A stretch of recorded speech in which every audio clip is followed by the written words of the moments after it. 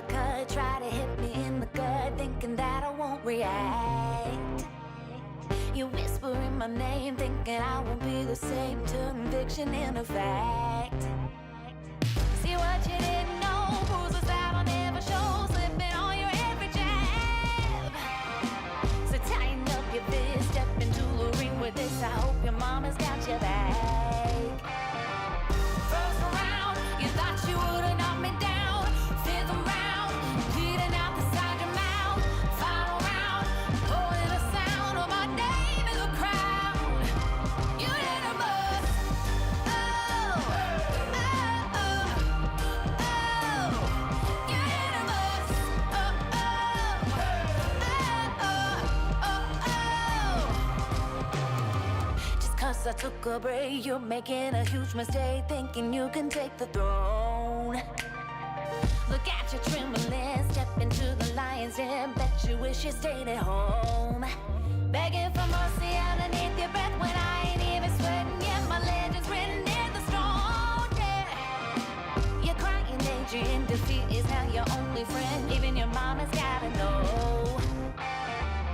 First round, you thought you would've knocked me down. Fifth round, bleeding out the side of your mouth. Final round, pulling the sound of my name in the crowd. You didn't bust. Oh, oh, oh, oh. You didn't bust. Oh, oh, oh, oh, oh, oh.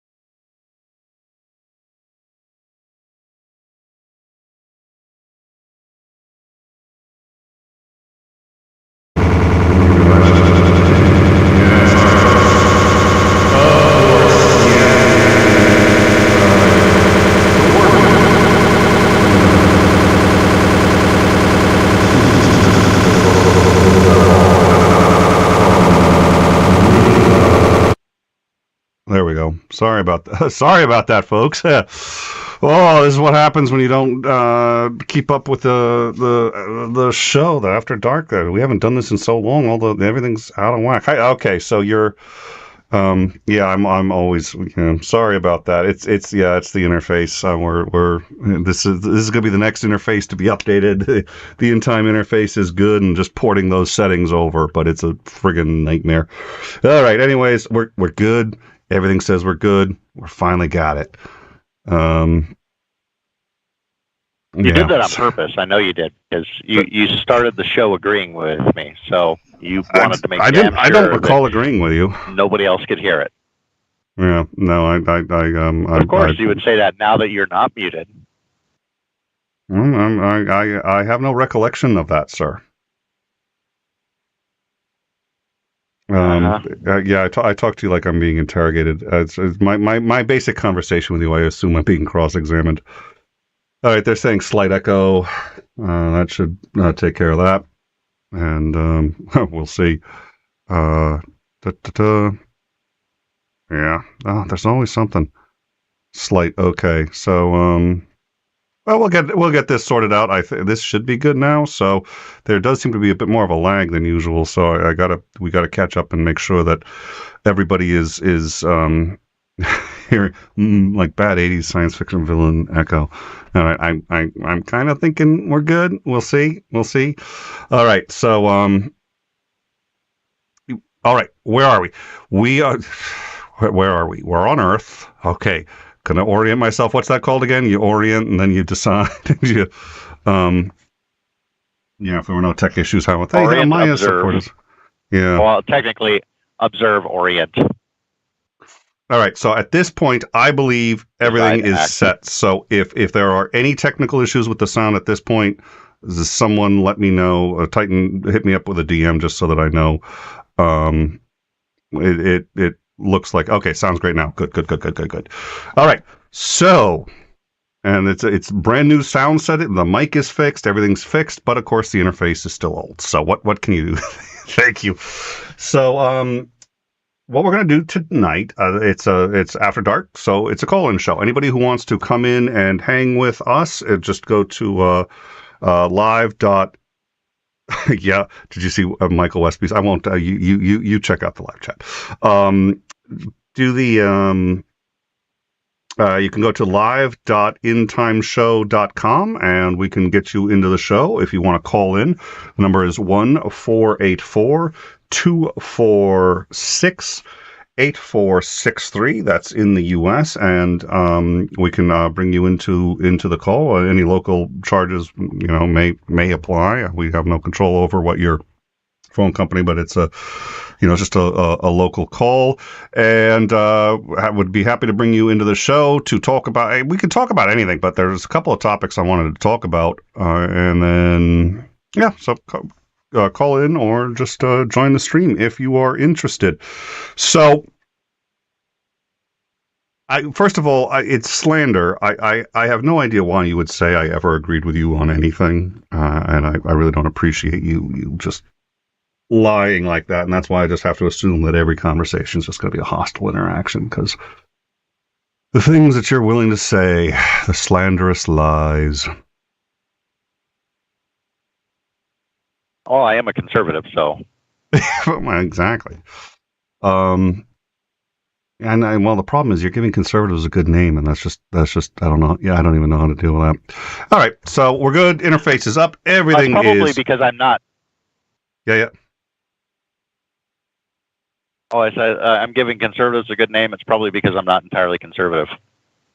Yeah, well, you're certainly not a Republican. You're a rhino by this point. But it's dear Lord, that's not a compliment to conservatives. Jesus, that is interesting. I mean, I don't know. I remember when we covered the resignation of the top two, I think it was lawyers on the the prosecution team, or there was no prosecution yet, but on the investigative team investigating Trump, and we heard that they were going to do racketeering, heard that they were going to do this stuff, and then two people resigned, and the concern was the reason they resigned was they felt that the appropriate charges weren't being brought.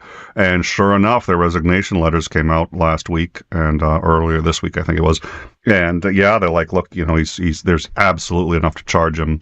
He should have been charged, and they're not going to do it. And I'm just like, oh, hopefully, now that a federal judge said that there's absolutely enough to charge him, and in fact, there's more than beyond a preponderance that he's guilty. So, this is a federal judge saying that, and I forget what was the case, but it was a civil suit that was pertaining to it. So, we'll see. But so I don't know. There's sort of we can talk about that. The two topics that you and I were talking about. The first one is where are we going to go forward with COVID? I think sort of the war is lost. It's been I don't think we're ever going to see any lockdowns again. I don't think we're going to take fighting it seriously anymore. It doesn't sound like it. I think there's going to be a patchwork of small states and or regions that do, but I think even if COVID gets worse, there's Omicron 2, Electric Boogaloo. That one's a bad one. But unless it got 10 times worse, I think we've all adapted, and this is the new normal. We're used to dealing with it. We're used to knowing people who get sick from it, knowing people who die from it, and I think we're at the point now where we're okay with that. So I don't know that much more is going to happen in terms of fighting it, and it's going to be one of those things that we're going to have for a long time. So that was one topic I wanted to discuss. And then the other one, and we've got Commander McMillan coming on for 3 shows planned coming up. The first is going to be on logistics, which it sounds really boring. And I remember the very first time somebody told me that logistics was really important and you should understand how and why it works. And I was just like, oh, listen, I'd love to... But and battles are won by troops, but wars are won by logistics, or something like that. And it's utterly insane how important logistics are. And you can see that now. Russia's losing in large part because of logistics problems. And they haven't modernized their logistics. We're going to talk about that. Talk about logistics even in the U.S. Why we have supply chain problems, because that's all logistics, and that's something that you happen to know a fuck ton about. So we're going to have him on to discuss logistics. We're also going to have him on to discuss what was the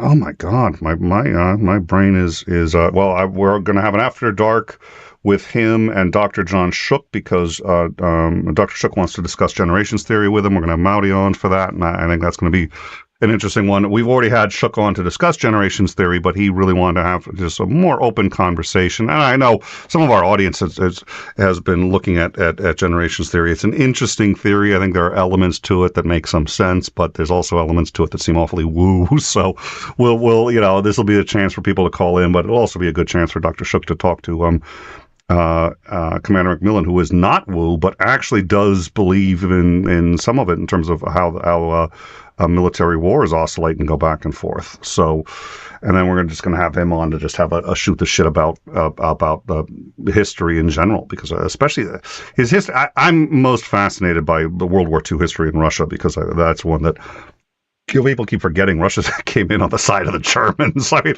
Russia was not an ally when they started, and not even close. And if Hitler hadn't have blown it deliberately, I mean, he didn't. It wasn't, But anyway, so that's what we're going to be talking about coming up. But I don't know. What did you want to talk about? You and I were talking.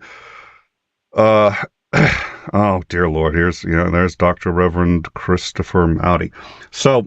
So that's going to be what we're going to be chatting about in the next coming week. So did you want to talk about, we talked a bit about COVID. I thought what was a bit more interesting, because I've had this discussion with a couple of people, and you and I talked about it before too, was the position that Zelinsky is in Ukraine, because I think it's not one that's often understood, and even for me, it's been evolving as we talk about it. But, so would you mind if we start there, or where would you like to start? That's fine. So, and again, anyone who wants to call in, you can call into the show. The number is 1-484-246-8463, or that's 484 2 in time if you want to give us a call, or just go on your browser, live.intimeshow.com, and you can come right on in and join us. But so, Zelinsky, especially when this started, was always talking about the civilians and the civilian loss, and we have to stop the civilian loss of life. And, I was thinking about that. And, for commanders, people who are leading a military, that's actually not the number one goal. If that was really his goal, and Putin had said this, I was like, Putin's actually got a point. I don't think that it helps his case any, but if Zelinsky really wanted to, if his number one goal was to stop the loss of civilian life, surrender. Battle's over. There you go. Your country's gone. You're a part of Russia. Nobody wants to be a part of Russia, but it's better than being dead, isn't it? Maybe, but that's, he wants to keep their culture. They want to keep their culture. Most of them do, ostensibly, but then again, he is conscripting people, and he's ordered everybody between the ages of 18 to 80 can't leave the country. And many of them, I think, want to stay and defend that country, and they're willing to tolerate that loss of life. But that's when he is talking about,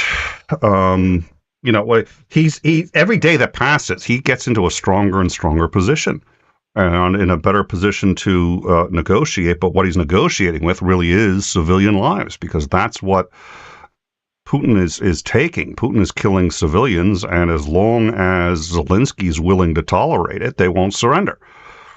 So I don't know. What are your thoughts on that? Well, you always want to say that you care about the civilian lives, because they're ostensibly fairly innocent people. But when you talk, the idea of, just surrender, actually being the best outcome for the civilians isn't necessarily true. Had they decided that during the Russian Revolution originally that they were going to kill more people to stop that revolution from succeeding, then the formation of the Soviet Union probably wouldn't have happened, and somewhere between 60 and 120 million civilians wouldn't have starved to death under the regime. So, in the long term, sacrificing or allowing the body, civilian death count to rise in the beginning to stop something that would be far worse over time and end up with a higher death toll over time, you can still make the claim that you care about civilian lives and still not just surrender everything. And you get into the points of, which echoes into the saying, I'd rather die than live on my knees. How bad does your quality of life have to be before you say, okay, well, this is worse than just dying? So there's a lot of points that go into that. When you say, of course, we care about civilian lives. It's tragic that they're ending now, and Putin saying, oh well, you could just surrender and that would save all these civilian lives. Like, yeah, you could also stop attacking a country with no provocation, and that would also end the loss of lives. It's like, who's actually at fault here? Well, that's why there has to be nuance for this, because I'm not suggesting that he's not at fault, but it's the problem of, I think it was a conversation I had also had with Titan, and I forget how we put it, but something along the lines of, for most soldiers, the goal is to stay alive if you can. It's obviously also to kill as many enemies as you can. Patton had famously put it, it's not your job to die for your country. It's your job to make that other poor bastard die for his country. So, I obviously, as an individual soldier, though, your life is you don't want to throw it away. You're willing to sacrifice it, ostensibly. That's why you're fighting. But you don't want to just throw it away. On the flip side, for a general, the life of any one soldier or any one civilian is almost completely meanless. They're focused on something, far, far more important, and they're not thinking about, the whole. It's a different, I guess. What would that be? The difference between tactical and strategic thinking? Yes. All right, I'm going to need to go for 1 second. Strategic my dog takes a look at the entire. Yeah, my dog Your seems dog? to have. Your dog died? No, my dog either got out or something was barking, and he now is clearly outside. I don't know if he got out, but let me go check on him. I'll be back in a sec. If you want to sort of opine on that for a minute, I'll be able to hear you. But I'm going to actually, I suppose I could turn on the Let me turn on the. Let's see if. All right, that's a terrible it's like sound. That thing on your head. Yeah. All right, I'll be, but why don't you talk so people don't have to hear that sound? That horrible sound. Well, so, a general isn't thinking about lives individually per se. He's thinking about his goals towards winning the war. Well, yeah, I mean, that's the entire point of having generals is to take a look at the entire area that's in conflict and find out what the best path forward is. And sometimes the best path forward, geez, I can talk today, I swear I can.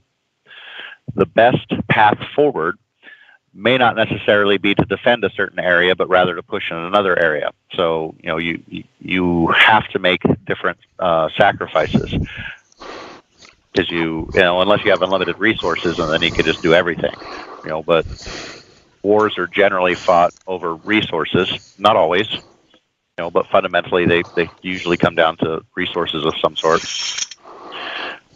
exchanges of resources. So you have to make sure that your outcome is better than the alternative. So you're looking for the best possible outcome. And if it's like I can't accomplish all of the goals, which would obviously be to repel all enemy forces while taking no losses of your own.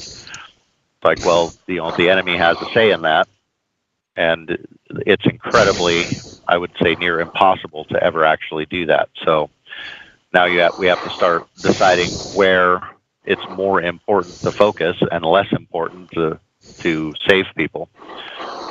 And it's a very difficult job to do, but you have to be able, and the only way you can do that is to look at the big picture. These are vastly complicated things that are going on, and you have to take a big look at everything, and you zoom into one little small area, and like in Ukraine, zooming in on Mariupol, for example, that seems like a horrible, horrendous thing that should be stopped. They're being cut off, starved, deprived of water, being shelled all the time, and it's like a really horrible situation. But it doesn't seem like anybody's really doing much to try and stop it, and mostly it's because the Ukrainians don't have the resources to try and break the siege of Mariupol. And so at one point you have to say, okay, well, in order to try and push the Russians back everywhere else, we're just going to have to let Mariupol go. And that's going to be tragic. But those are the kinds of decisions that you have to be able to make when you're looking at big picture aggressors. And it sucks. So what was it? The other, now I just lost my train of thought. Once again, I think we're all exhausted. Let's see. No, we were talking about research. Oh yeah. Well, Pope had been putting into the Discord. Pope had been putting in a whole bunch of links to what's his name? Let me see if I've got his name up here.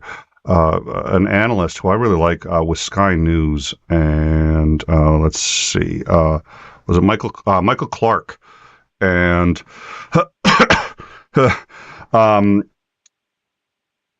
Michael Clark had said something which I thought was really interesting, which is that Zelinsky doesn't actually want to negotiate. And I'm sitting there going, of course he wants to negotiate. He wants to end this as quickly as possible. And I was like, no, he really doesn't want to negotiate. And the way you know that is because he's putting up things that are actually contradictory and can't be done. So he says, we'll stay out of NATO. We'll happily, not allow NATO to come. We'll be neutral. We'll be all these other things. But we need security guarantees that are in excess of the last ones we got, because the last ones we got, which included the U.S. saying that would protect them, which we're not doing, which included Russia saying that they would never invade, which of course they now have. This is all the 𝐓𝐢𝐬𝐴 Accords, which we were speaking about earlier. Like, these were insufficient. Clearly, these were insufficient, so we need something stronger. Well, the only thing stronger that you can use is Article 5. And so he had suggested too, well, we'd still like to find a way to be under Article 5, even if we're not with NATO. And so these are two. He can't get both of these things. And what the analyst was saying was, look, he knows he can't get both of these things, but he makes it sound like he's trying to negotiate, and he's making it sound like he is really putting, the civilian casualties first and foremost. But he's not. What he's putting first and foremost is the protection of his country long term, and the protection of his country long term means taking these losses now, because right now Putin is losing. He's actually losing. And the longer that he can keep this out, going out, and can keep Putin losing, the more he can, win in a negotiation where he can say, listen, you're ostensibly they're going to take Crimea, and he'll sit there and say, okay, Crimea is yours. I really have a hard time stomaching that, because that means long term he is getting rewarded for the illegal annexation of Crimea. But you're going to be out of Donbass. You're going to stop supporting the rebels in Donbass. Donbass is officially Ukraine, and you go back to all the borders before the invasion. And that means actually they really got almost nothing, because they already had Crimea, even though it wasn't recognized. They had Crimea. They had Donbass, at least parts of Donbass, and now they're going to lose that. So what you end up with is so what this analyst was saying was, so he's actually sort of almost deliberately pissing on Putin's shoes. And he's doing it because he's outmaneuvering Putin publicly. He's outmaneuvering him, obviously, in the military. And he said, so right now, the longer this goes, the better benefit, as hard as it sounds, the better the benefit for Ukraine. And long term, short term, obviously, no, they want this to end. But there's no end to this that doesn't cost them more than they get long term if they well, yeah, we're trying to negotiate, but here are the two things we want that are actually diametrically opposed. Anyways, that was what the analyst, his name is Michael Clark, said, and that actually made a lot of sense to me. But it's a different way of looking at it. I don't think it's unreasonable. I mean, his ostensibly Zelinsky's job is not to protect civilian lives per se. It's to protect the entire country, and that civilian lives is a huge part of it. Obviously, if there are no civilians left, well, what's the point of saving the country? But on the flip side, if you cede the entire country to Russia, it doesn't exist anymore. What was the point of all the previous wars that were fought to try to keep not just Ukraine, but any country independent from any other country that's invading them? All of that's meaningless if all somebody has to do is say, it's actually essentially an act of terror, right? I mean, Putin's come in and said we're going to keep targeting civilians until you surrender. Well, yeah, there's something almost inherently unethical and immoral about capitulating to that. I understand the instinct to capitulate to that. I don't know that it's avoidable in many circumstances, but still. So it just strikes me as having much more nuance and complexity than I had been looking at earlier, and I had been fiercely saying, oh, of course he wants this to end as quickly as possible, and this analyst was like, no, he doesn't. I was like, it depends on how you look at it. Of course he does want it. I mean, he'd rather wake up tomorrow and there was no war, but there's going to be a war. Yeah, please. I'm in.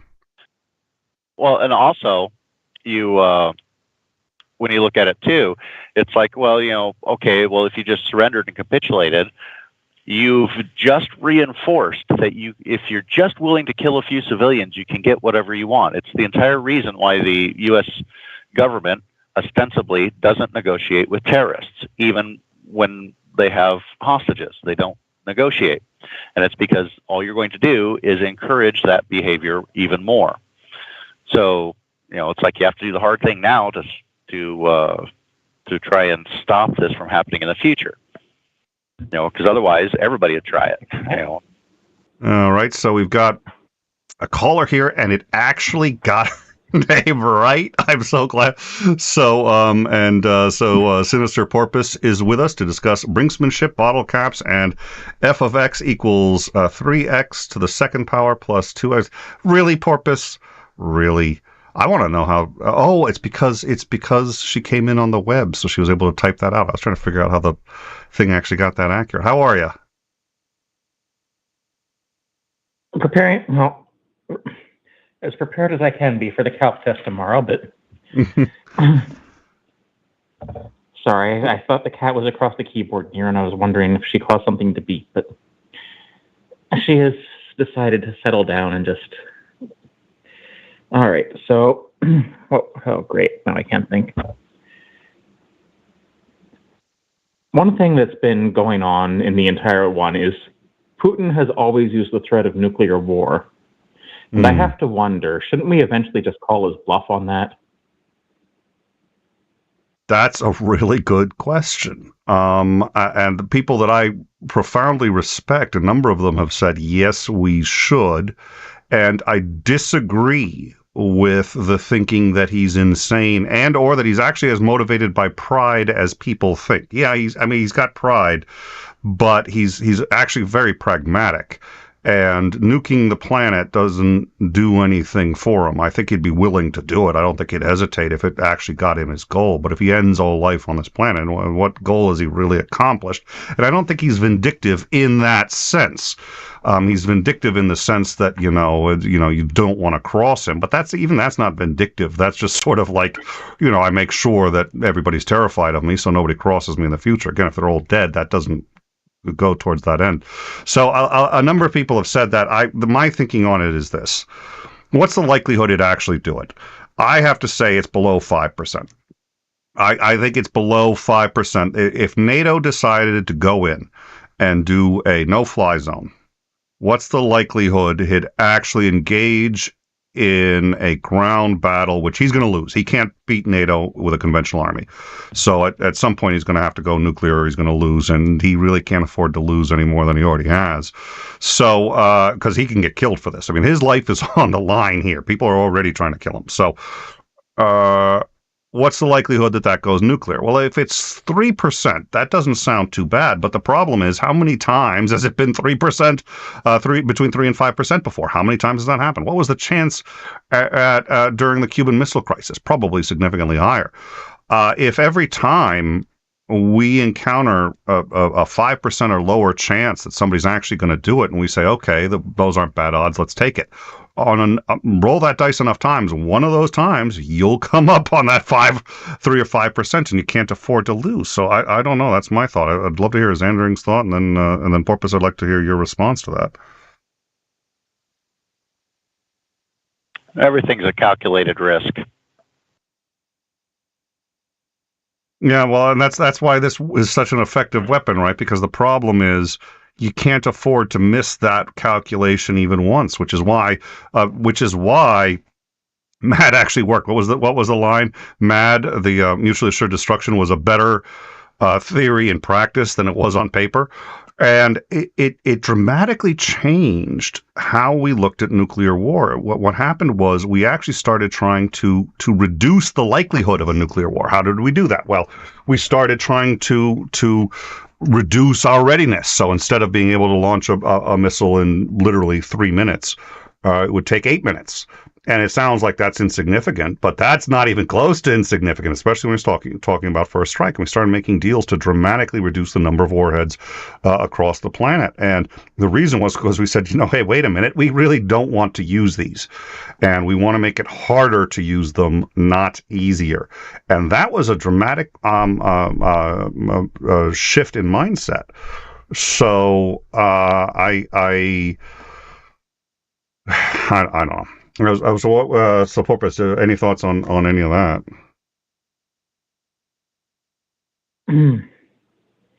I would be far more worried about the use of nuclear weapons if we were invading some country and Russia was trying to call our bluff, especially if Donald Trump were in office. Because Putin doesn't strike me as the unstable, narcissistic type that Donald Trump was. Yeah. And we also know that the couple of times the Russians have been close to using nuclear weapons, someone in the field balked, essentially. That's true. Well, and I would like to think that would happen here, but that's why, again, I said that the odds are, in fact, so low, but they're high enough that in my view, you should never roll those dice. But again, that's how it gets used as a weapon now, isn't that the... Oh, God, now I really want to love to ask Commander McMillan, because that's his specialty. Not nuclear weapons per se, but military strategy. It's logistics and strategy. we're gonna have to ask him about that. I don't know. So you basically feel it's a bluff and we should call it. It says, by the way, I don't think Putin is as insane as people are trying to.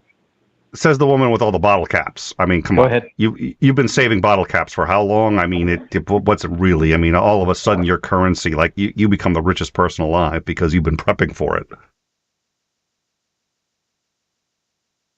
Yeah, but if the currency turns out to be something else, I mean, it's kind of hard to collect the bottle caps of a cola that doesn't actually exist. I suppose that's true. This is all Fallout references for anyone who doesn't. But yeah, my daughter thinks the new currency is going to be acorns, so she's been collecting that. She's sure that squirrels are going to conquer the earth. And I think it was the one of those shows. I don't know, but yeah. Well, there's a chance one of you might be right. It's reasonably low. All right. Any other thoughts, Andrew, on all that?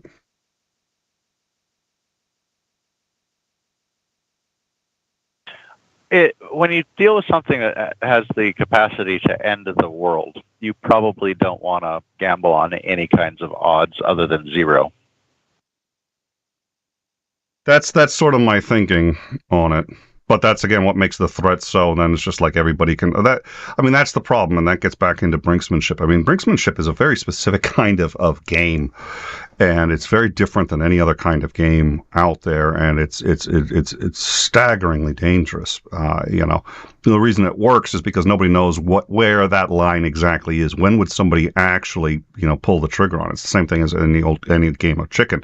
The only reason games of chicken are actually work is because you don't know exactly when you've gone too far and somebody's going to get killed. And so it's just you keep going, and somebody has crossed the line, like, oh, that was a mistake. And but it's that kind of thing that makes it such a powerful tool. So, oh dear Lord, it's dangerous as all hell. Somebody had said, and I'm actually almost being slightly convinced of this. I'm still not. I think the evidence, to the best of my ability to discern, is that Trump really was in Putin's pocket, either because of blackmail or something like that, or just because he admired Putin. He admired how Putin ran it, and Putin was a big alpha dog to Trump, and Trump admires those kinds of people and ends up being in their pocket reasonably easily. For whatever reason, I think Trump was in his pocket, but there is the argument that Trump was so frigging unstable, and there was an unconfirmed report that said that the Kremlin had basically said they would never do this while Trump was in office because he had no fucking idea what he'd do. He was so unstable they wouldn't do something like this because maybe he would invade. Anybody? What's people's thoughts on that?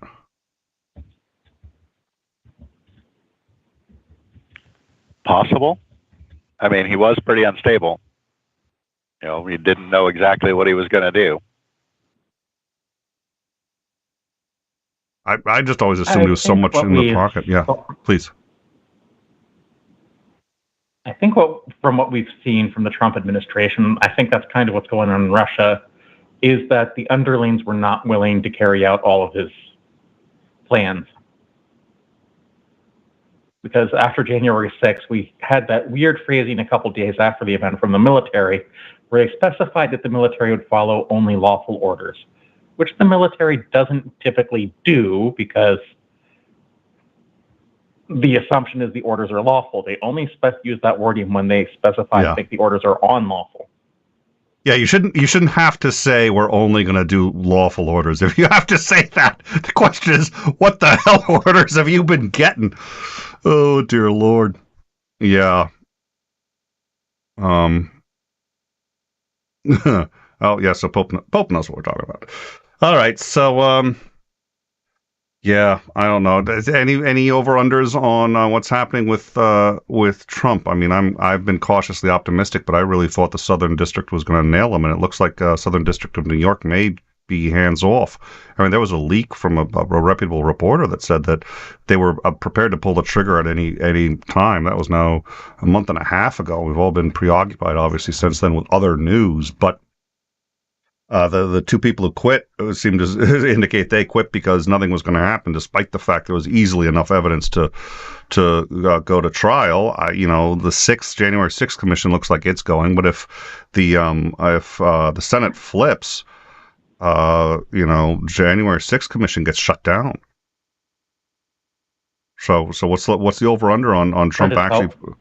I'm sorry, what? Sorry, I didn't mean to interrupt. I don't think Trump was ever going to be convicted. Xander, any we don't thoughts? typically do that for sitting presidents, no matter. Yeah, but I mean now. I mean, he's out now. There's just so much evidence, but and I got to keep up the tradition. Excuse me, but I got to keep up the tradition of asking Xandering what his opinion is, and then just going off as if I had never actually asked the question. So, and there is a tremendous lag, and I'm not sure if that's because you guys are coming in on cell. Yeah, I think you're both coming in on a cell connection, but that's I do apologize for the lag. It makes these conversations hard. But Xandering, what are your thoughts? And again, please, don't let the fact that I'm going to interrupt you no matter what you say. I really do want to hear what you have to say. Not necessarily right now. I don't necessarily want to hear like right now what you're going to say, but I at some point I'll want to hear it. We might be off air by that point, but all right. For real, Xandering, what are your thoughts? That's probably the best time to listen to me when we're off air. Yeah. I'm not entirely convinced. I'm kind of with Porpoise here. I'm not entirely convinced that he's going to actually face any charges. I think he should. I don't, but there's a lot of, that one's a difficult one because it's like, well, you don't want to set up the precedent that you could be, charged for things you're trying to do while you're in office. Yet there's some things you should definitely be charged with while you're in office.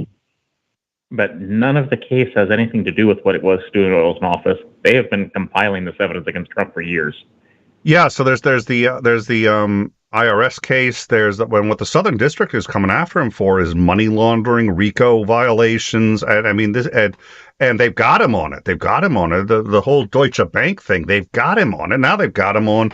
It's a much smaller one, but he sat there and said, "Oh well, my properties are worth X, Y, and Z," and turns out they're not even close to worth it. Such that his own accounting firm has said we are instructing people not to rely on or use in any way whatsoever the tax returns that we filed for Trump for the last 10 years. I mean, that's how bad it is. And it's looking like he's going to get so let me ask why. I mean, there appears to be, and I have to believe, I know there was some conservatives felt this way a bit with Clinton, right? Where Clinton could get away with almost anything. But the truth of the matter is, he was a slimy individual in all sorts of ways.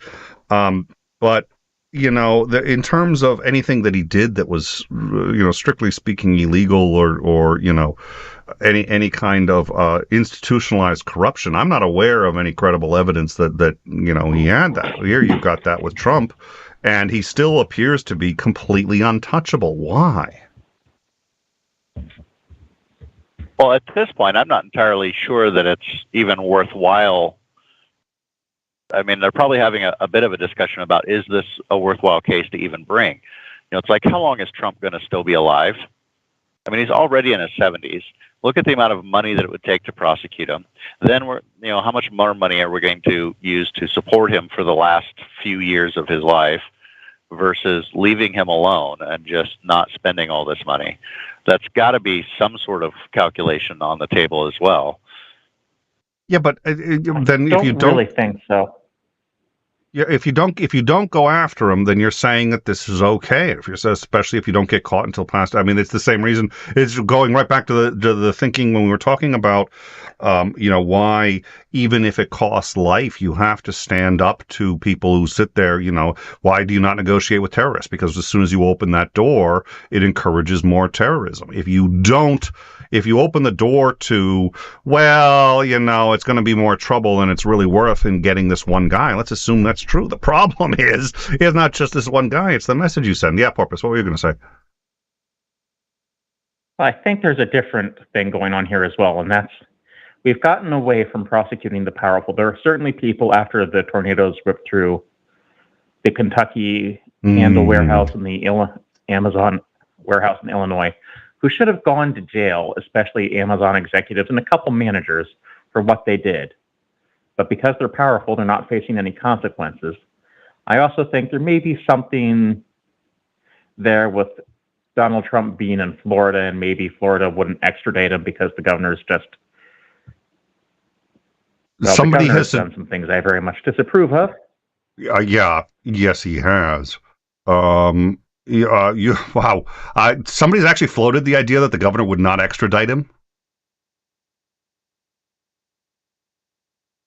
I am suggesting that. I had never heard that one. That would be, wow. Okay. Oh dear Lord. Yeah, this country's gotten really polarized, I guess. All right. Yeah. On the one side, I mean, that would definitely bring up states' rights right back to the fore. I don't know that that's a precedent we want to set, and everybody should get ready to record, because one of the very few times that I'll say this live on air, I actually agree with you on that. I don't think that you should set that precedent, and even if it is more or less a waste of time and money to actually go after him, I think that he should go after them, because the law is the law, and we should have a nation of laws, not of men, and that those laws should be upheld. So I agree with you on that. I'm just... Go ahead. We also shouldn't have laws that exempt the rich just because they're rich. Oh, all right. Stand by one. I'll be back in 1 second. Hold on. I think Do you really want me to hold on? Check. Is that what it is? What? No. One of my... There's a cat in here, and I think one of my daughters wanted to get the cat, and so we're a little careful about them being on the stream. So she's coming in to get the cat right now, and we'll it's rare. Like, the cats are basically almost never in here, and all of a sudden the cats want to be on stream. I have no idea what's going on. They like hanging out behind the what is it? I've got my thing there. I got my the set right behind me. They've been actually hanging out inside the set. It's pretty funny, and yeah, you guys will get a chance to meet my kitties at some point. It was a Father's Day gift. So, all right. Well, anyways, I'm sorry. We got that taken. We got that squared away. So, anyways, I'm sorry. What were you guys saying? You were collecting your Soros check. Oh, yeah. Well. Aren't we all, right? It's like anybody who works in education, science, or any of the liberal elites. That's where we're getting. That shit is scary. The people who really have been buying into that is really scary. And again, up to the point where Pizzagate was actually, where people could actually think that was a thing. Wow. Well, look at what I sent you. I sent you that actual message on Facebook. Yeah, yes, and I had to respond, that's unhinged. Yeah, you can read it if you actually. I think I can bring it up if I don't know if it's something we should read or not. I don't remember. I remember vaguely the message. Let me find that. Okay. Well, I mean, we can omit the name. Just look for the wall of text that it's pretty long. Do you want to read it? Yeah. Oh dear Lord. Well, we probably shouldn't. We've all heard this stuff, but Bill Clinton installs the internet. Okay, so Bill Clinton apparently made the internet. I thought it was Al Gore, but hey, I guess they're clones. I don't know. Unknown black half Obama slipped in over Hillary to start dividing the country. And then let's see. Without the stupid white people knowing it, by the way, that's important. Yeah, without the stupid white people knowing it. And then Barack Obama, before he was elected, it was proved he and his wife were actually racist.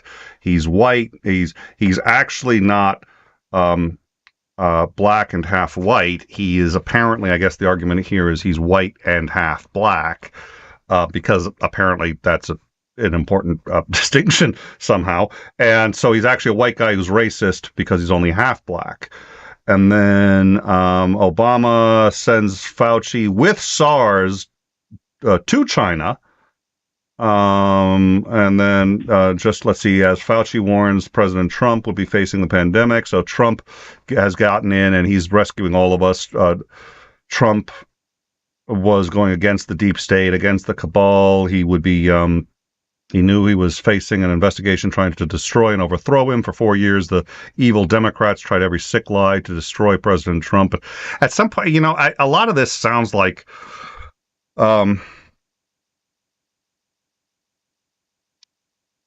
going to have to ask Porpoise about that one. A lot of this sounds like it's fake trolling, but the problem is we've seen enough of the people who actually believe this stuff is real. That's what was going on the 6th. If you want the truth, contact me. I could tell you plans have already been made. America needs to wake up. I don't know that I want to repeat this much more directly than this, because this is the kind of shit that, almost really doesn't. You don't really want to be repeating too much because it's just genuinely unhinged. And so, I don't know. I mean, but they're flat earthers, so, but most of them are faking it. My response to this guy. Yeah, no, your response was... Did you want to ask me about? That's unhinged. There isn't some cabal of evil shadow figures playing 4D chess for control of the world. It's much closer to a bunch of toddlers playing Hungry Hippos, which is I think you completely revolutionized Commander Macmillan's view, because he was like, yeah, that's it. He goes, that's basically, that's what they should be teaching at the War College. And he wasn't being facetious or pandering. No, so I had forgotten is your cat's name Athena, Porpoise? Yes. Yes, okay, that's one of mine. One of mine is named Athena. Athena and Ennio. Ennio, who was also Greek god of war, I think. Well, no, that's Mars. So no, Jesus, I got to remember who Ennio is. But Ares was the Greek god of war. Mars was the Roman name. Oh, that's right. Jesus, it's been too long. Ennio was, I don't remember who Ennio was. They're all Greek. So we named, I think my first cat was Apollo. We named one Sarek because Sarek had these really long ears and looked like a Vulcan. So we're like, oh, well, you can't name him Spock because that's stupid. So we just named our second cat Sarek. But all the rest have been Greek gods. So Athena was, in fact, the one I think that was hiding out in the office. So, yeah, anyways, I don't know. I mean, it's... yeah. I mean... What percentage of people do you think actually believe this versus make... Okay, so I used to debate Flat Earth, and I'm really glad I did, because it teaches you a lot of shit, including how to argue with people who are cynical as fuck and are just fucking with people and using basically a reducto and Agrippa's trilemma to attack the fundamentals of how we know anything, really. So it's a decent exercise. It's like much like solipsism. It's really something that's worth understanding, but it's an exercise. It's not something that you can practically go for the reality. But in my experience, probably less than 10% of people who claim to be flat earthers and who actually really argue it, really argue the shit out of it, less than 10% actually believe it. But there is a percentage that believes it. And it's small. So what percentage of the people who make this shit, heck, does what is it? Does Hannity really? How much of his shit does Hannity believe, do you think? More than you might think. But as far as I think you were going on to QAnon, and I don't know why you'd think I know anything about trolling, because I've never done that. Me either. Well, all you need to know about all you need to know about QAnon is that it started on 4chan.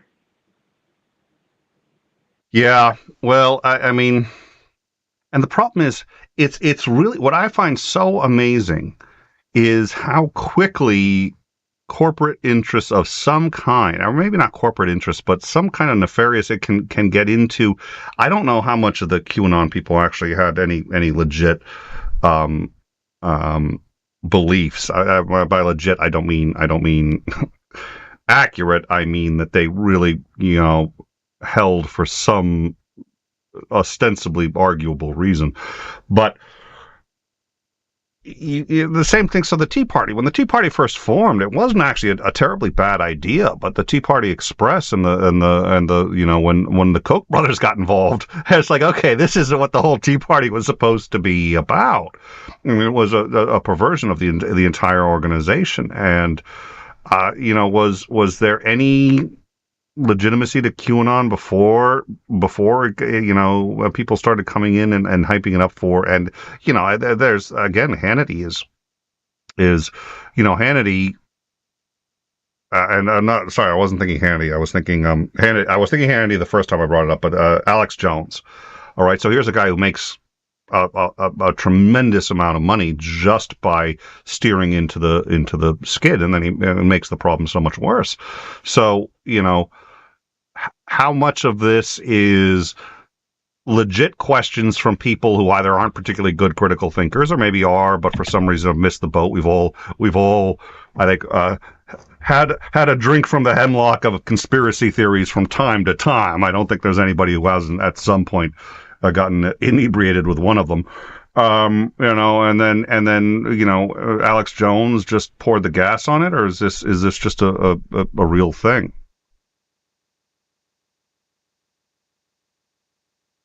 The problem in the case of Alex Jones.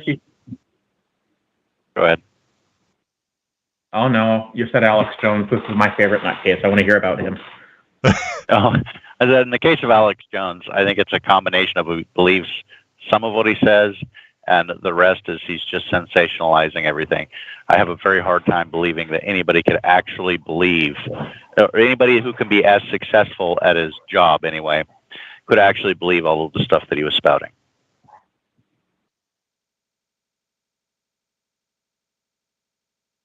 You kind of took over the niche of Art Bell, except... Go ahead.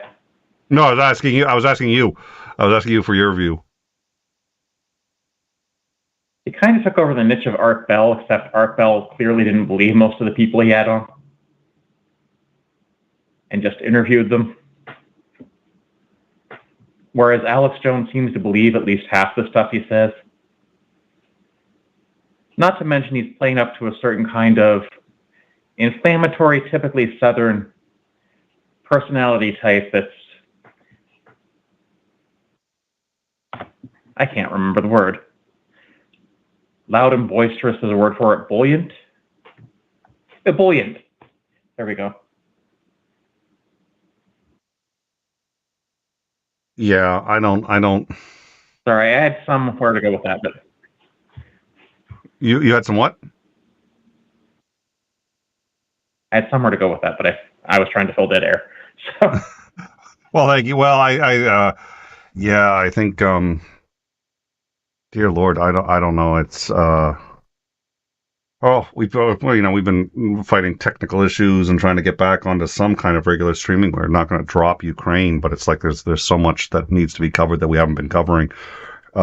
So that's my excuse for being so tired. But I've noticed everybody, and I don't know if it's just spring is around the corner, and maybe this is just the last final lull before it bounces over everybody. I don't know, but everybody seems so exhausted. Of course, between fatigue on COVID, between the compassion fatigue on COVID, between war fatigue on Ukraine. We've all been sort of pushing, I think, the limits of our emotional capacity. Maybe I'm reading into that, but I think all of us know somebody who's been suffering with COVID, or knows somebody who either knows somebody or just knows somebody who's died as a result of it. And so much of the world has changed. It's exhausting.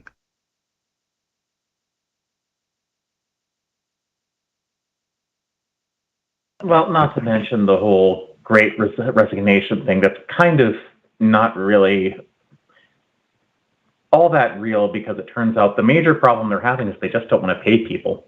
And people are being sick of treated like crap for jobs that don't care about them.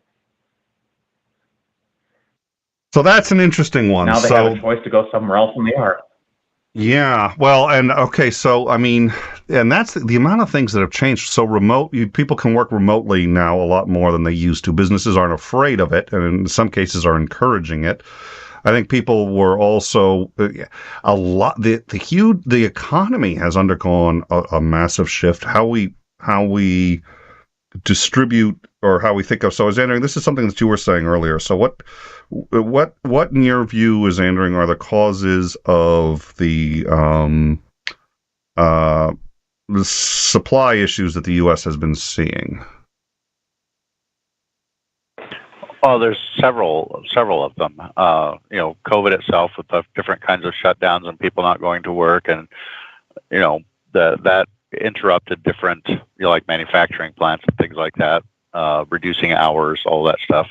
Plus, because of some of the different policies put in place, where there was a shift in consumer preference from services, because a lot of places it became a lot more difficult to run services, into more products. So you had several different things coming together at once, that started causing different kinds of bottlenecks. And then of course trying to come back to work, trying to get people to come back and work like they did before, when they're like, wait a minute, I just spent almost a year, being okay-ish financially and not having to work, and realizing just how crappy my job was. There's a whole bunch of things coming together. Plus, the economy is starting to come back. People are coming out more, and you're starting to see an increase in demand for things again. So, yeah, it's a whole bunch of things coming together. The system was never designed to have these kinds of hiccups, or to have this kind of shift. And so now, businesses are shifting their what once was a pretty efficient system, as long as nothing went wrong, which was the just-in-time system. It allowed to free up the maximum amount of capital, not being tied up in inventory. And as long as nothing goes wrong, that's a very good system.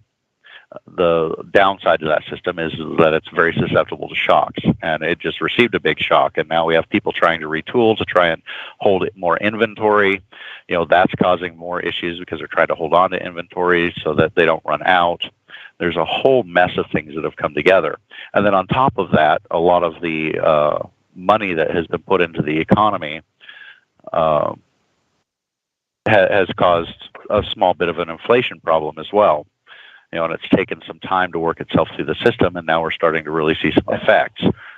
And we know that it's inflationary, monetary inflation, because, generally speaking, even if there's an increase, let's say, in products over services, the price of products can go up because the demand goes up, and until the economy can shift around to the new normal, you'll see that increase in price, but you'll see a subsequent decrease in, say, services.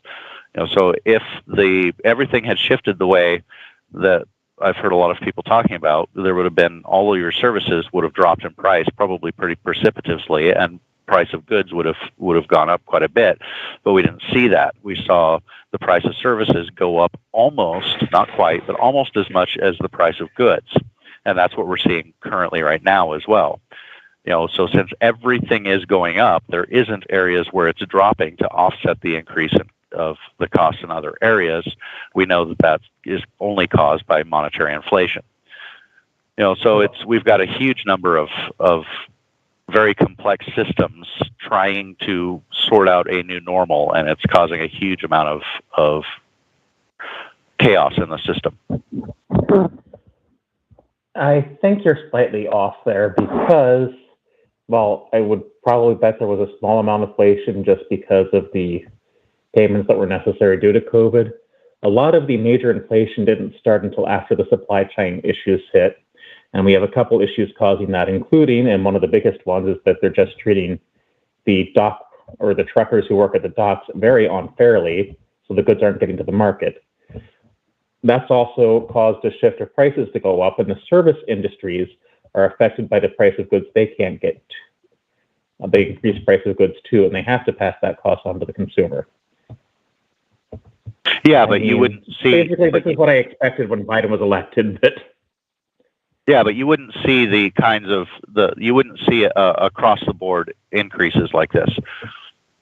yes, Yeah, but okay. So, but those are two separate issues. I think one question is, what's the cause of it? How bad is inflation, and what's the cause of it? And is that what's having the effect in the economy, or is it COVID, people getting sick, and yada yada yada? And I think that's one question, and I think obviously inflation is a significantly bigger problem than it's irrefutably bigger than Biden is giving it credit for. All the numbers say that, and he's like, well, I think we're around the bend. I hope he doesn't believe that. I hope he's lying, because I would rather. I don't like the idea that he's lying because it'll make things better, because that's a really stupid way to go about it. But I'd rather him be doing that than really think that what he's saying is true, because it's not.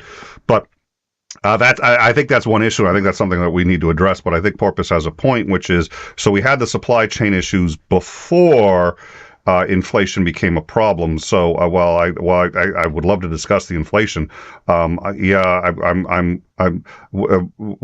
I want to try to dissect and get my head around is what really caused the supply chain issues. And I think, as Andrew, you've got one very good point, which is, we try to find, what caused it, what was the one, and there was no one.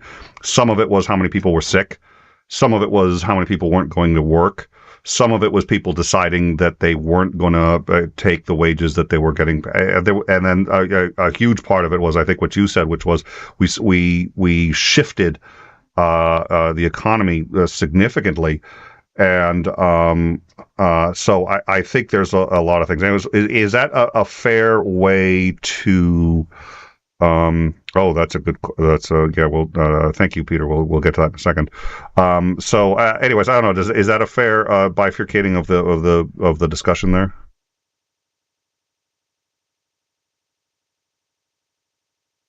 As to what causes inflation versus what causes the supply chain issues?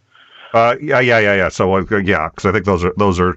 I think inflation was probably starting, but I think the supply chain was not as a result of inflation. I think inflation may make it worse, but and I agree with you that inflation, there are other way around.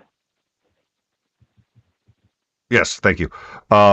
I agree that a number of economists are not taking the inflation matter seriously. The economists that I tend to listen to are, which may be confirmation bias. I was like, well, the guys I trust start taking it seriously, so obviously they're right. But I think you take one look at it, it's like, excuse me, and yeah, pumping a huge amount of money into the economy is also gonna do that. So, all right, now why on earth did I want to talk about the supply chain? I do want to know if Xander, if you've got any predictions on what's going to happen with the supply chain issues going forward, and or why. But I also want to Peter Boostin. I'm going to say Boostin. I hope Bustin. Peter Bustin. Bustin. There you go. I'm trying to add an accent. It's pounds. I don't need to. He speaks English.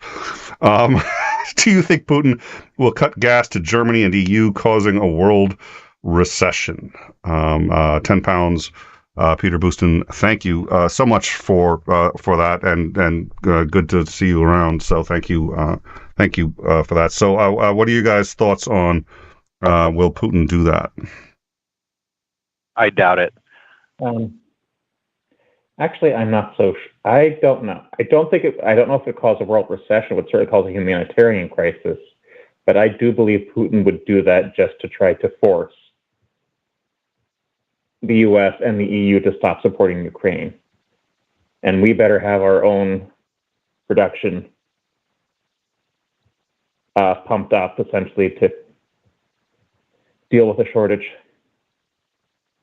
So I think I doubt it, because that would hurt Putin more than it would hurt everybody else. The theory that it would cause a world recession by driving fuel or energy prices up so high, because now you have to reallocate where energy's been going and essentially come up with an entirely new infrastructure for moving energy around. except that one of the few things that's still getting Putin money at this moment is selling energy. So I think that it would hurt Putin far worse than it would hurt the rest of us in the world, and especially with the sanctions and things that are going on. One of the reasons why they haven't completely cut off all of the gas. It's going to hurt us, but it'll hurt him worse. Well, we can actually supply a lot of our own natural gas, especially. Yeah, we can. Especially with things like fracking. Yeah, we can. We just have to get everything up. Yeah, that's why I said it would hurt him worse. Sorry, we keep talking over each other. We don't buy most of our natural gas or oil from Russia. Yeah, we don't. For us, Europe does. Yeah, for us, it's not a huge deal. For Germany, well, and so here's the interesting thing. He has actually implemented his own sanctions, which have hurt him some.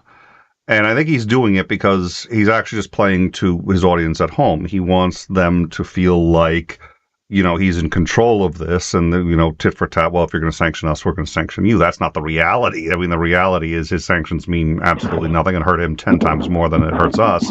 But he doesn't really care what we think. We're not his audience, and we're not the ones he needs to manage in terms of perception.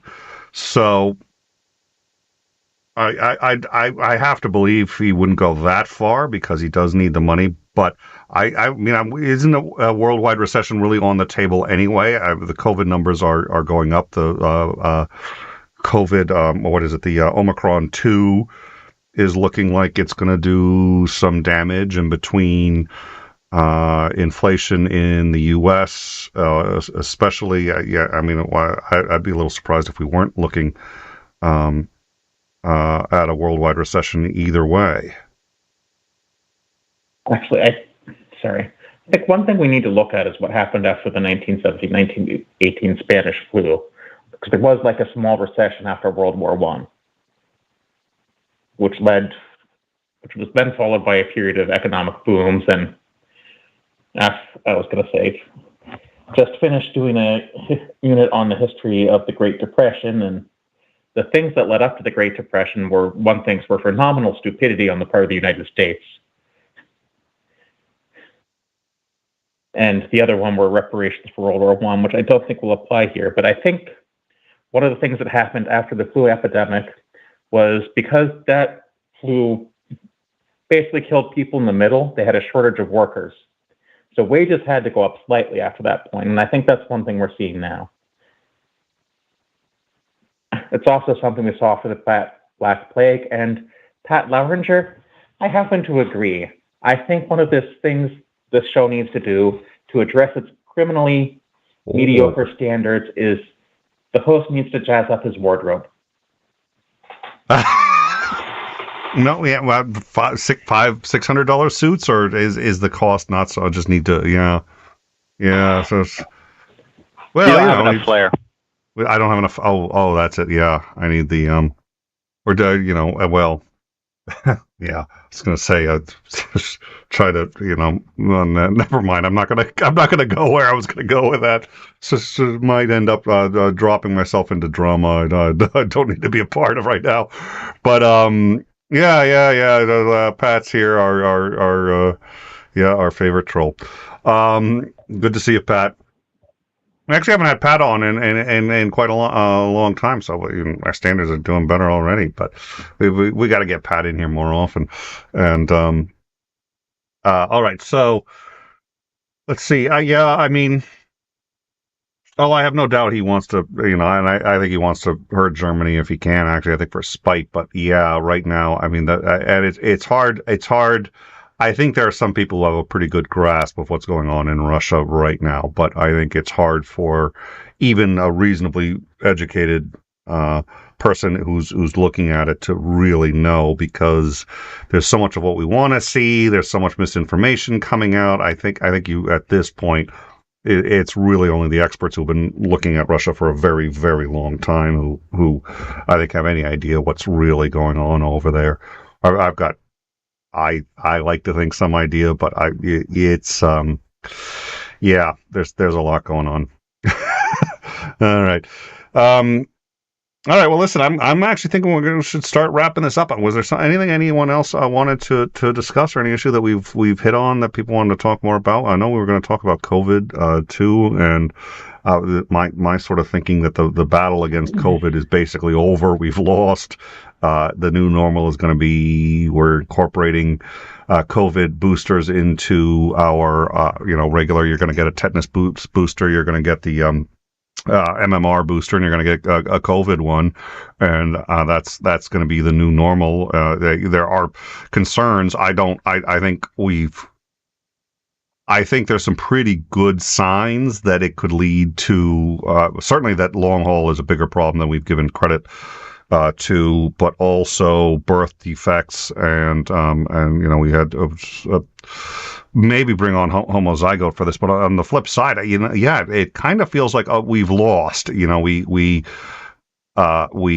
kind of split the difference. We didn't aggressively deal with if we had shut everything down worldwide for 2 weeks, and I don't mean everything completely. If we had if we had done sort of the height of at least what in Massachusetts was a lockdown where you still had people who could go places who were essential workers. You still had ways. And if we had taken our $2 trillion and put that into like a say UBI, had made it so that people could actually afford to stay home. We stayed home for probably it would have been more than 2 weeks, but we would have been a huge amount of time. If the rest of the world had done similar things, we might have gotten ahead of it and ended it. At this point, there's no getting rid of it. I think we're going to have it forever. So is this just the new normal? And we're going to be dealing with this basically for generations. Yes. I think eventually we'll develop some resistances to it,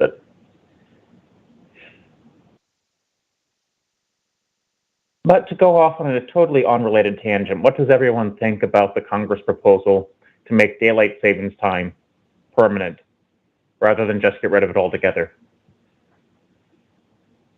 I don't know. But if you're going to do something about it, get rid of daylight savings entirely, because then you're in the correct time zones.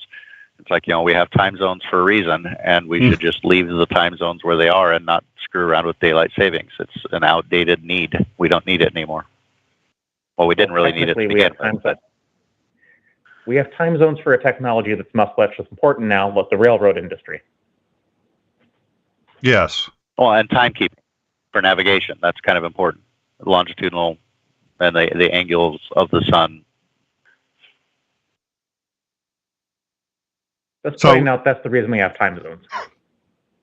Yeah. It was originally, excuse the expression, it was to help the trains run on time. It was so that we could synchronize trains better with the hold on a second. Yeah. All right. So yeah, I don't. What's the thinking behind making it permanent as opposed to just getting rid of it altogether? Probably aligning the hours of daylight closer to the hours that people are actually awake. And that would depend on where you are, because where I live, it's like in the summer, it doesn't even get dark until 11.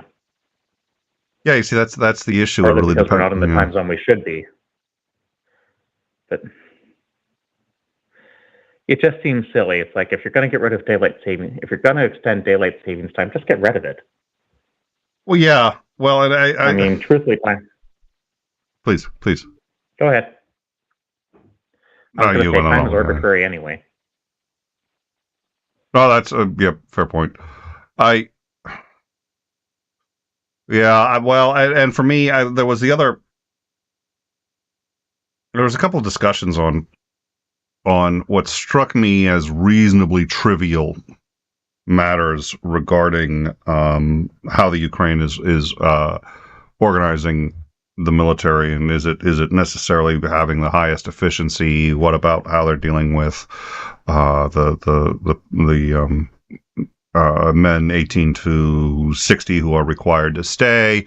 Is there a better way to do that? Yada, yada, yada. And there's going to be plenty of time for Monday morning quarterbacking. But I'm sitting there going, like, in terms of on the scale of things that are important to be thinking about right now, there's some criticisms of Zelinsky and Ukraine that I think are, like, I'm not overly concerned with. We talked about the Will Smith thing, and I think that was a bigger deal than some people gave it credit for, and I think that's something that needs to be addressed. But on the flip side, it's sort of like, okay, that's not the biggest thing going on in the world today, and I'm glad we could talk about it and have that discussion, but then we need to move on because, smacking somebody at the Oscars isn't the biggest problem facing us. And so I'm sitting here saying we're having this discussion about daylight savings time, and yeah, that's a thing that really needs to be fixed, but not made worse, of all things. Okay, so they're gonna ostensibly make it worse. Fine. Wow. There's so much that could potentially be fixed with the stroke of a pen if we sat down and really thought about it, and especially if we removed certain outdated practices of daylight savings, not the least among them. Or sorry, probably is one of the least among them. And I'm sorry, what? And don't forget, we could remove COBOL too. We could. Is that important to you? Getting rid of COBOL?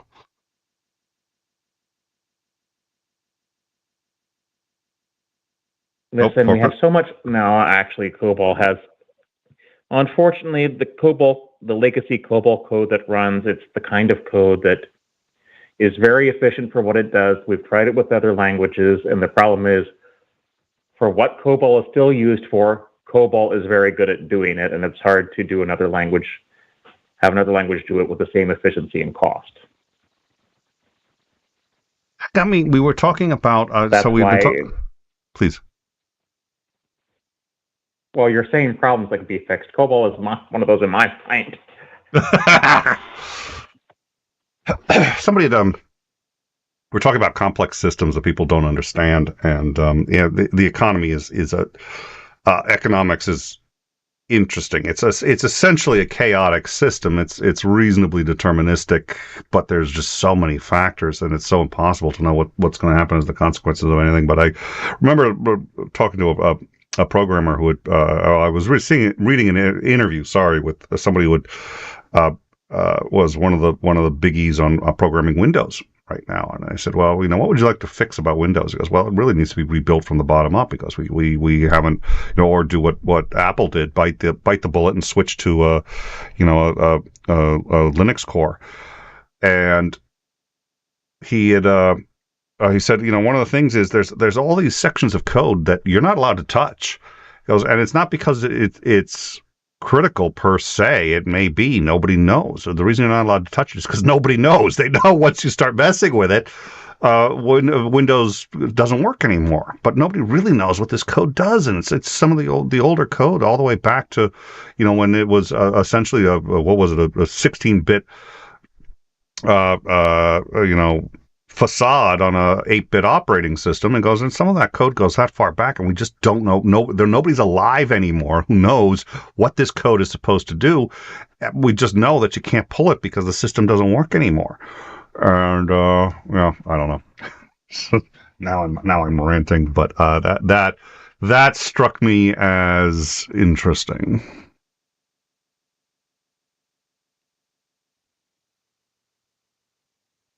Of course, I know. I don't know anything about programming, so I know Porpoise's answer to all the Windows problems.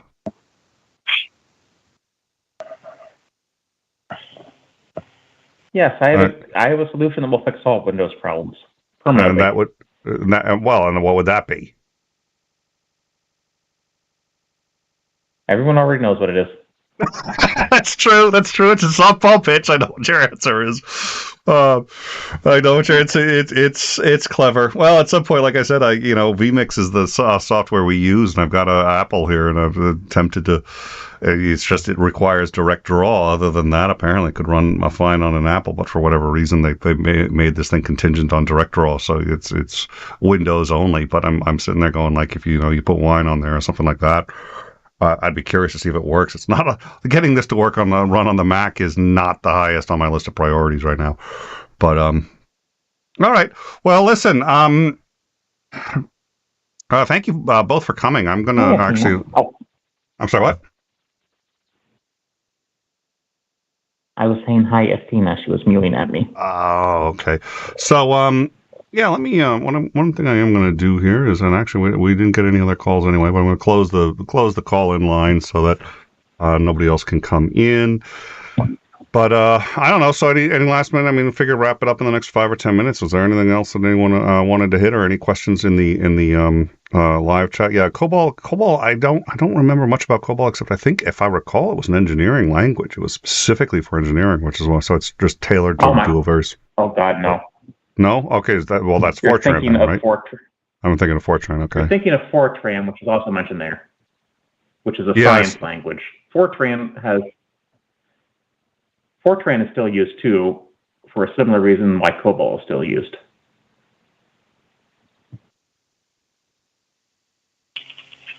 Go ahead. Sorry. Nice. It's just. Oh no worries. One thing Fortran does really efficient. One thing Fortran does efficiently is. One thing Fortran does really efficient, and is something science related that other languages haven't done. Even though I'm sure someone's trying to do it with Python. And what is that? Or is it just? Are you saying that's what it does in general? Is I can't remember. I remember COBOL is batch financial processing because it's a business-related language. Oh, okay. Yeah. Well, I was way wrong on that one. I was way off. All right. Well, good. Well, listen. Thank you all for joining us. I think, like I said, next week we're going to have on Macmillan. It looks like twice next week, unless I'm missing it. And then once again on the Tuesday after that. And we're going to, like I said, we're getting back into our just sort of a regularly scheduled program. First, we were doing so much Ukrainian coverage; it was difficult to maintain sort of the regular shows. We were streaming almost every night. Obviously, what's happening in Ukraine is still extraordinarily important, and the escalations are important because it's got the potential to drag other countries into it. So we're keeping an eye on it. We're going to stay on it, but we're also going to get back to covering other news because the rest of the world has not stopped. In fact, actually, yeah. So we'll have Commander Macmillan booked. We're going to be catching up on some shows. We also did. We were down for 7 days. We did get a community strike, which those are harsh. That was for a test stream that didn't even air. But all right, we'll we're going to go back to something much closer to our regular programming schedule. But we're also going to be staying on the. All right, roger that. Thank you. We're going to be keeping up with the, we're going to breaking news and anything like that. There's a couple of things we've been watching. It looks like the good possibility for the confirmation of our first black female Supreme Court Justice, and I think a number of other interesting things to discuss. So thank you all for joining us. Thank you, Porpoise, for coming by. It was a delight as always. Thank you, Xandering, and we look forward to catching up with all of you. And I'm going to have to. Are there any plans to improve the show's quality in the immediate future? No, I'm still going to be the host, so I think you're going to be stuck with that. Since if you can think of a host that has a more expensive suit that you would like to consider floating, let me know. But other than that, I think you guys are going to be stuck. So thank you all for joining us. We do need to get Pat back on. Well, no, maybe we don't actually think about it. All right. Well, we'll catch you guys next week. Thank you all for joining us, and have a wonderful night and a pleasant weekend. Night all.